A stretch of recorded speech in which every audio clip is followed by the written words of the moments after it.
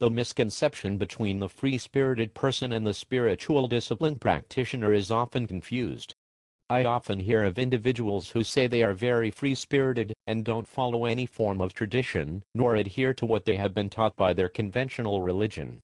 This is fine as long as those who state this don't confuse the rebel within themselves as being spiritual.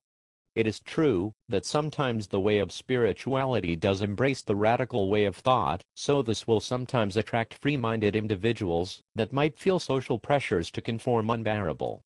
This is why people often stray away from what they have been taught into different ways of thinking, and the sampling of various religions are often tried and tested. Sometimes even falling victim to those who prey on this sort of personal confusion and crisis. There are many who are eager to indoctrinate those who are seeking, or have not discovered a way of spirituality. Discovering spirituality is just that, it's the process of learning about your own spiritual nature. The mystery is in bringing together knowledge about yourself and organizing your own mind in a way that answers most of your own questions. To learn to have an undivided mind is only part of the quest to oneness. To pursue wisdom is the ultimate task. Turning knowledge into wisdom takes analyzation of information, and not to forget trial of your character and weaknesses. Learning to accept yourself unconditionally is a very big hurdle when you battle your overreactive mind and its desires.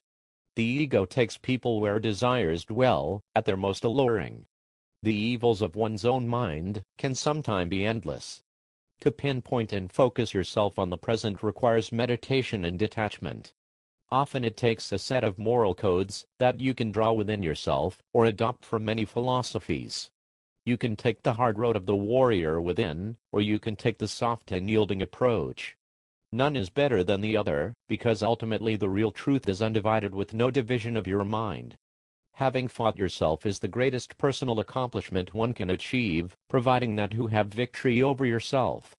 Doing absolutely nothing about learning who you are is not a way nor a discipline. You must rise above yourself and learn to center your being until not even your own mind can divide you with an array of deceptions. If you do not like anybody telling you what to do, you must become your own master. This does not mean that you are free to partake in the easy road of laziness and irresponsibility. You must respond to the present moment naturally and will yourself to action in the best interest of your own conscious behavior.